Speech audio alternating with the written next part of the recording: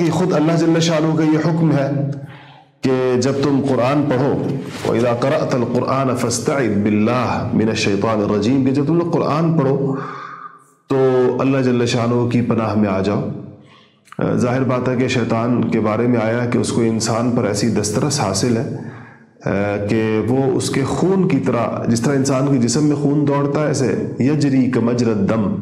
خون کی طرح یہ بھی انسانی جسم کے اندر دوڑتا ہے،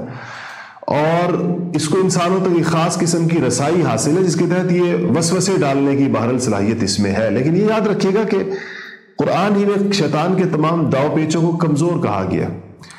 قید الشیطان کو ضعیفہ کہا گیا کہ یہ کمزور داؤ پیچ ہے۔ اس کے مطلب انسان اگر اللہ تعالیٰ کے حصار میں آ جائے تو شیطان اس کو کچھ نہیں کہہ سکتا۔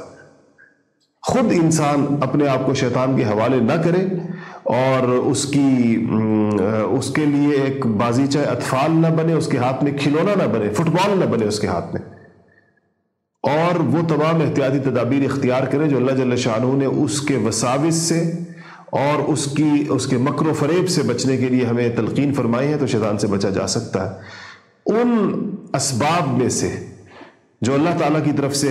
اور نبی کریم محمد مصطفیٰ صلی اللہ علیہ وسلم کی زبانی ہم تک پہنچے ہیں،